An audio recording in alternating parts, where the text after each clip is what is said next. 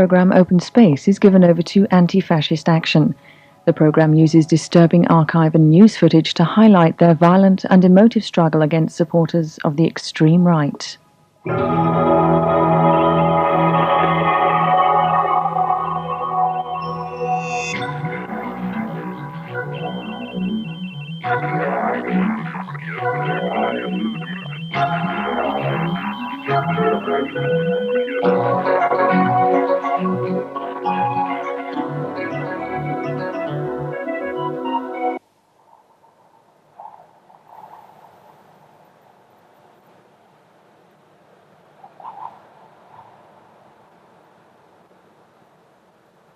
First, they came for the Jews. I didn't speak out because I wasn't a Jew. Then they came for the communists. I didn't speak out because I wasn't a communist. Then they came for the trade unionists. I didn't speak out because I wasn't a trade unionist. Then they came for me. There was no one left to speak for me. Pastor Niemöller, victim of Hitler's Nazis.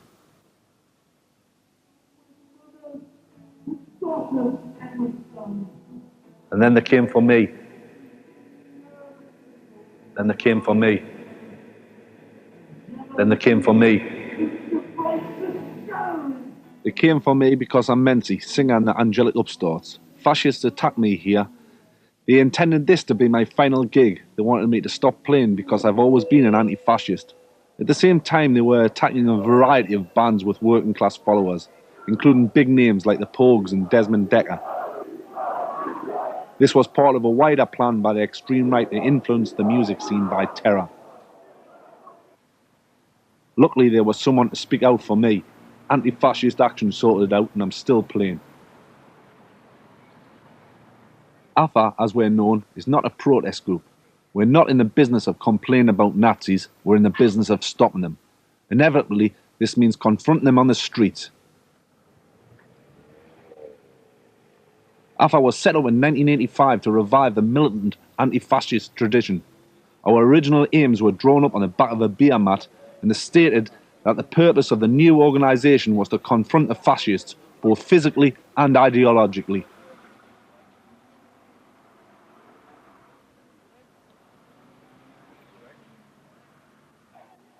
For the media, the rise of the far right in Europe is something that happened overnight. Monsieur Le Pen, the leader of the French National Front, by being allowed to use the issue of racism, is now setting the political agenda. Surrounded by women in Chanel suits, his image is as artificial as his glass eye. The original street fighters have now been joined by the middle classes. The first stage has been lost in France.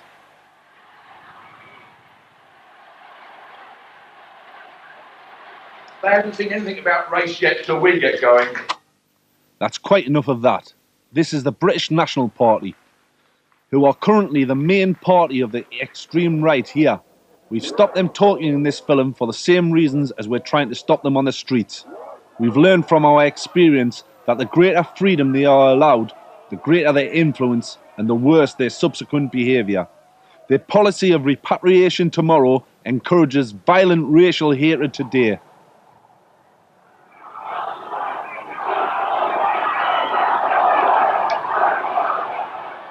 In Britain, there are 70,000 racist attacks a year, of which Tower Hamlets in East London has the highest ratio. It is no coincidence that this is the area of London that the BNP concentrate their energy.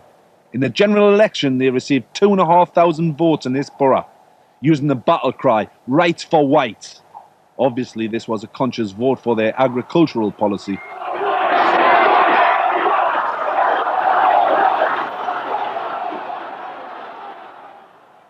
Clearly, for a growing minority of the white working class who have been betrayed by all the mainstream parties, especially on issues like jobs and housing, the BNP are seen as the only radical alternative. Many governments today dishonestly put the blame for unemployment on immigration. In Germany in the 1930s, the unemployed correctly put the blame on the politicians. Then Hitler began to put the blame on the Jews. Many of those same politicians found it convenient to support him. Only one thing could have stopped our movement: if our enemies had understood its principle, and from the first day had smashed with utmost brutality the nucleus of our new movement, Adolf Hitler. In Britain, Hitler's disciple was Sir Oswald Mosley, founder of the British Union of Fascists, otherwise known as the Blackshirts. He used provocative marches through the Jewish areas to control the streets, to impress his establishment backers. The most famous ended in the Battle of Cable Street. My friend and I, we were both 12, and we decided we'd like to be part of the human wall. And we went along on that day, at thousands and thousands of people. At first, the police, they were mounted police. All they tried to do was allow the traffic through. But there were too many people, and they were pushing the people who were in the road onto the curb. There were people being pushed through the plate glass windows of Gardeners, which was the big store on that corner. The police horses were up onto the pavement, and women were falling to the feet of the horses. There were screams, there was blood. Absolutely terrifying for two young girls. But we decided to stick it out. We never saw a fascist all day. All the fights were with the police. When then the police had started trying to charge the barricades, and they weren't very successful, we repulsed them.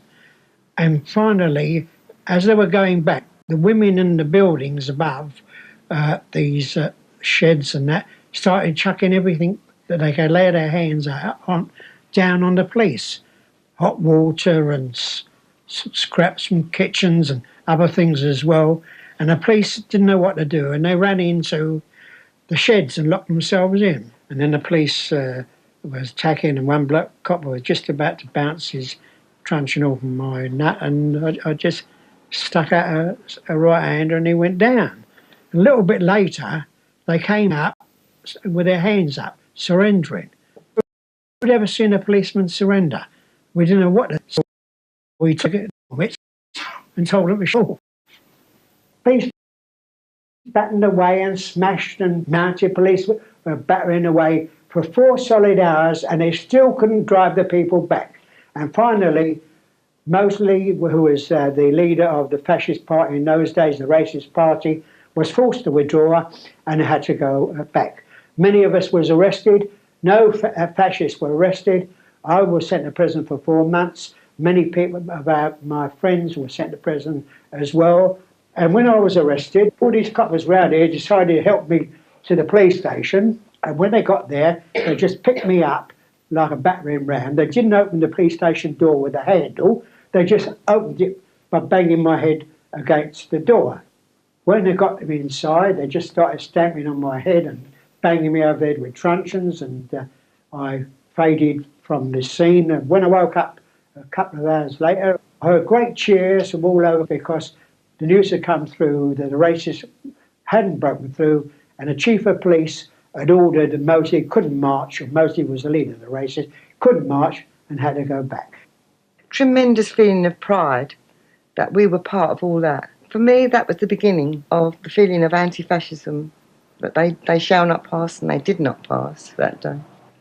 I don't think the Jews were so badly attacked as the Asians had been here, partly because the young Jews were quite well organised, but it never was as bitter then. Jews weren't burnt out in their homes the way Asians have been here. It may have been the isolated incidents of being attacked if they met them in the street, or even in their... Sometimes they'd come to their actual homes, but there was none of this burning out and terrible attacks that the Asians have had. Bombs thrown through the doors, the petrol bombs. We never had anything like that. Fascism is a movement of force against the working class people, irrespective of where they are. Fascism does away with trade unions. Fascism lives on racial hatred. Fascism doesn't believe in the betterment of the conditions of the working people. It is the strong arm of the capitalist system, in my view. I started to become actively involved against the National Front in the middle of 1974, where we carried on a campaign up until the end of the 70s. By then, the National Front had splintered and broken off.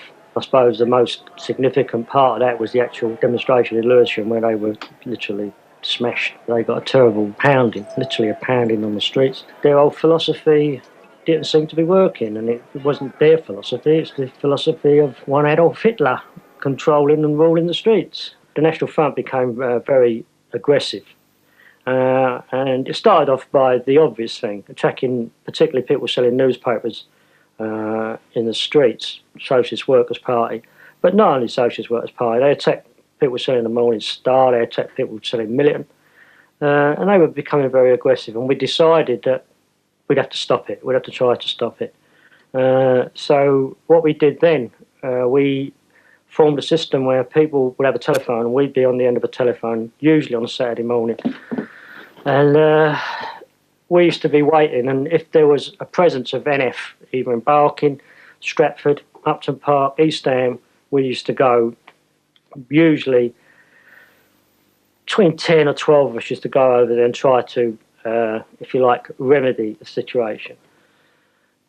I'd be perfectly honest with you, I was very surprised when we started actually coming to physical contact, and I mean physical contact with these people. I was very, very apprehensive at first.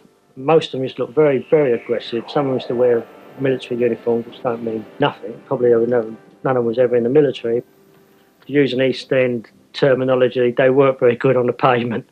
And we started getting a bit more confident. We started feeling that these people are not supermen, you know what I mean? And they're not going to go around bullying people and threatening people and beating up people in the streets. Because in our opinion, they were putting forward poison. They were putting forward ideas about people's colour, racist stuff that was poisonous. And if people like that are allowed to just literally do as they please, then they become acceptable. So we've gone then from a situation of complete defence, you know, in fact, being devastated, to stabilisation, right, with the fighting outside the station when they were selling papers, to being in front by having a demonstration. Went right through the middle of their heartland, and it wasn't attacked. So we considered we were in front. And it was then that the idea came across about having a big march by the National Front to counteract that balance. They were losing the momentum. They were smashed to pieces. And unfortunately, a lot of people in the left side of politics thought it was a disposable item, that the issue had gone away. It might have gone away for them in particular, but it certainly didn't go away for Asian families in Brick Lane or in Cannon Street Road or even around here. You know, it's all very well saying people have got the right to express their own opinions, but when their opinions could lead to some young Asian people, as they did at that time, Tab Ali, a young Asian worker, was coming down the spot of Brick Lane. He was stabbed to death by two skinheads for no apparent reason, just because of the fact he was Asian. And if you allow those people to sell that sort of muck, that is the end result.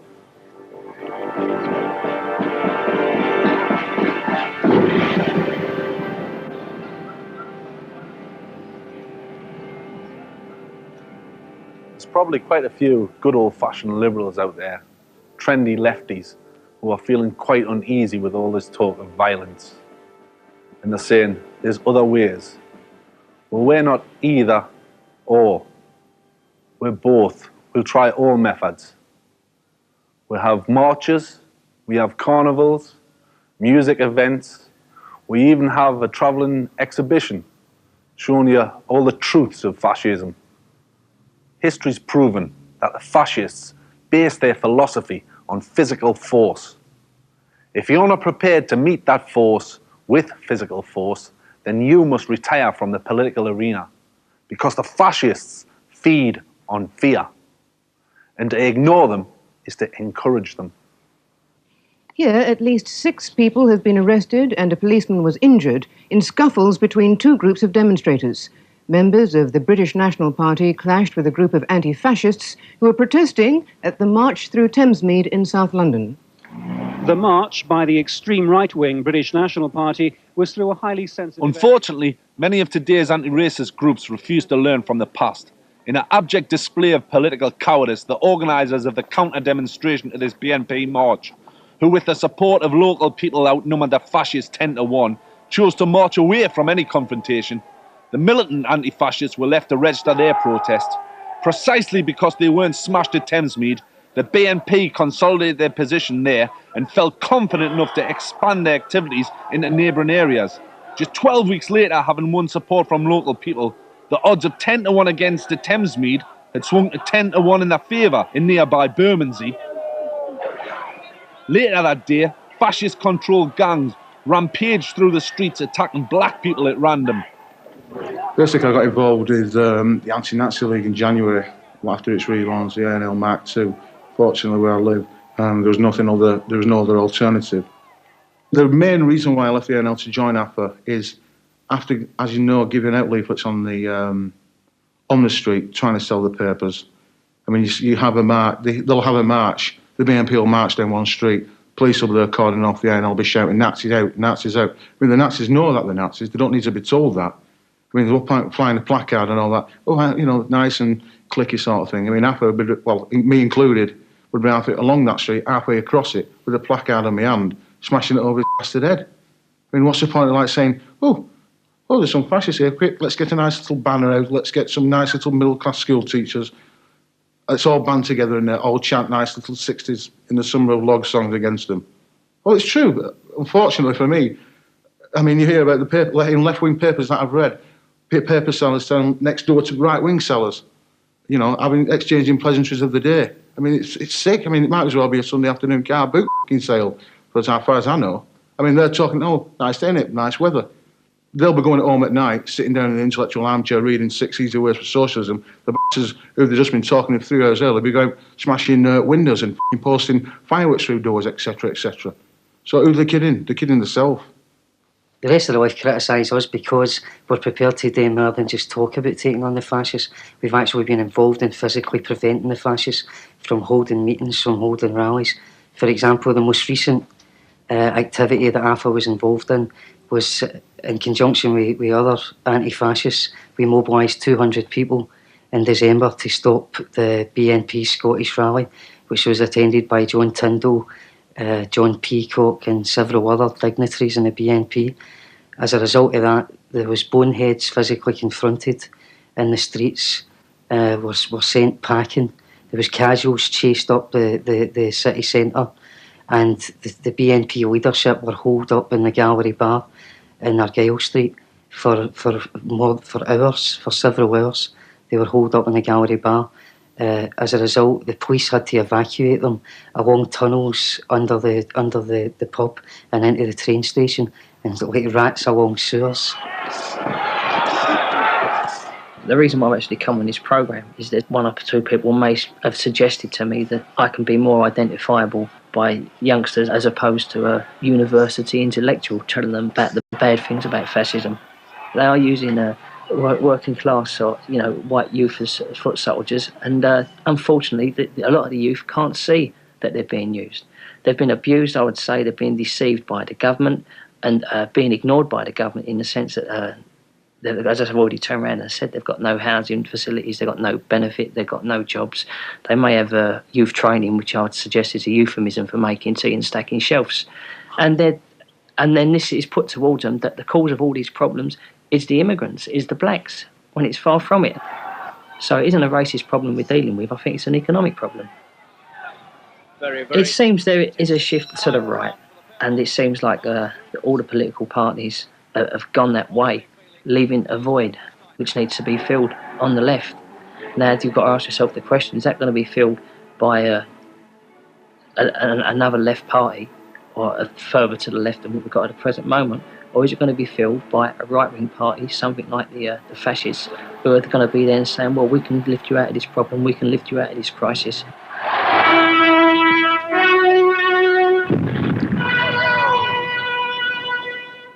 Scotland is the area of highest recruitment for the BNP. They aim to exploit the history of sectarianism between Catholic Republicans and Protestant loyalists. We can start by looking at the Glasgow Rangers battle hymn, the Billy Boys. Football fans think the song is about William of Orange, but in fact it is dedicated to Billy Fullerton, a Blackshirt commander who founded the gang, the Billy Boys. In 1926 they were hired to smash the general strike, for which they received certificates of merit from the Secretary of State. Fascism has been described as a razor in the hands of the class enemy, and in Glasgow in the 1920s it was literally true. Standing lives are more fashionable these days. Fascism has a hold in Glasgow now, among a section of Glasgow youth. The Glasgow Rangers Football Club is a focus for that organising. And it's quite clear that within Ibrox now, there is a cadre of fascist organisers who are using Rangers loyalist history as a touchstone in young Rangers. This is where the Northern List and nationalist newspapers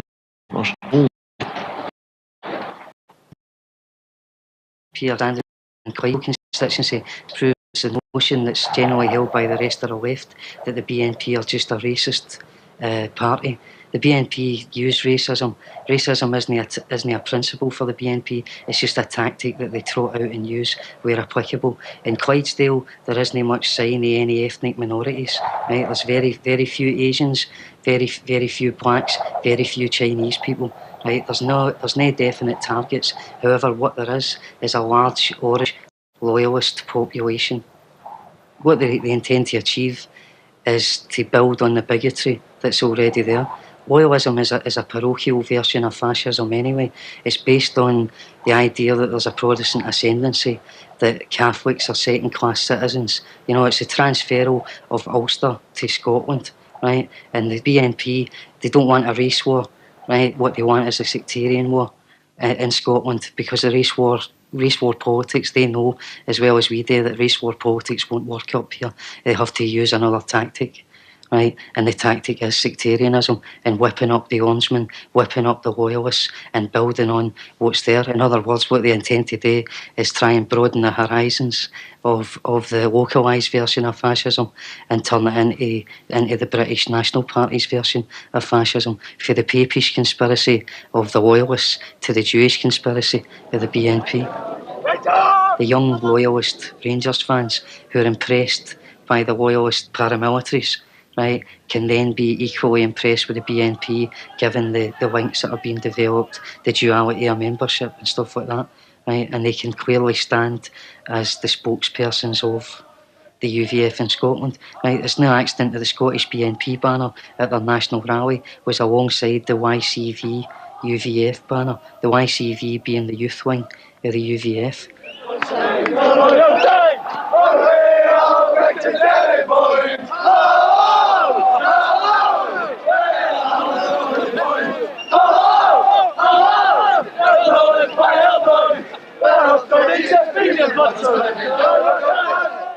I was a member of the Orange Order in Scotland for 15 years. I was a substitute master in an Orange Lodge, district of Glasgow. From being a member of the Orange Order, I became involved in loyalist politics, selling Ulster Defence Association magazines, things like that. I was involved in a flute band as well, went to Belfast every year. And through being involved in that aspect, it was like being anti-Catholic, anti-IRA, you know. But I came up against a problem when I received literature from like the UDA, which was like a magazine called the South African Patriot, which was a racist South African magazine, keep swimming pools white and things like that, which I was quite disturbed about, because although I regarded myself as being a loyalist, I wasn't interested in the racial politics or aspects, National Front, etc.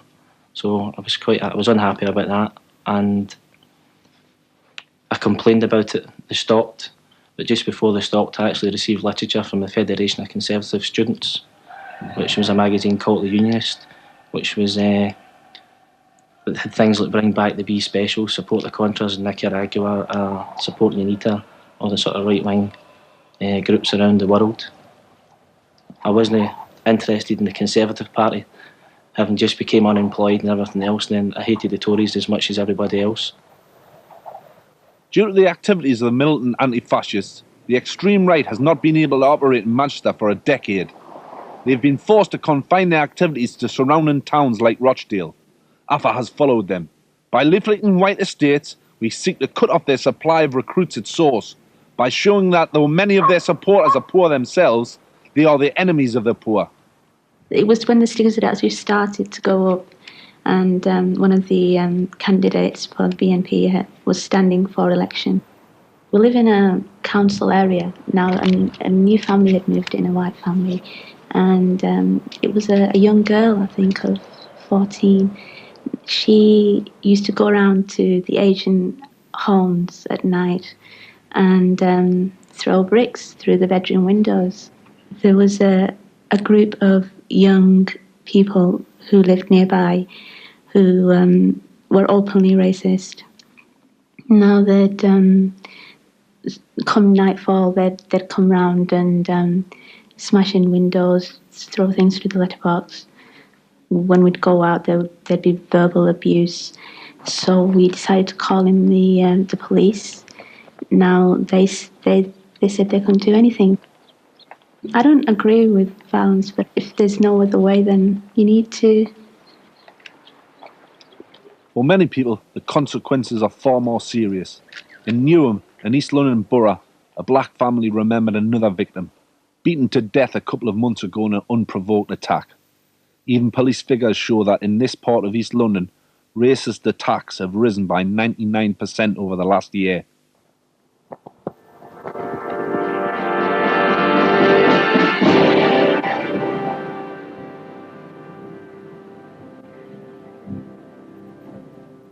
While we know the far right does not carry out all the attacks, they benefit from racial hatred, as it is their function to divide the working class against itself.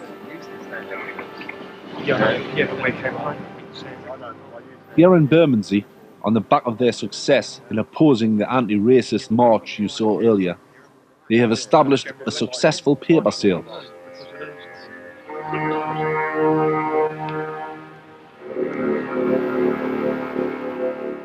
So on this occasion, we took their pitch as part of our attempt to remedy the situation. Our policy is to physically deny them the potential to grow. While we realise they are still relatively small here, in many countries they are not. If we can't stop them now, when they're small, then in all probability, we're not going to stop them.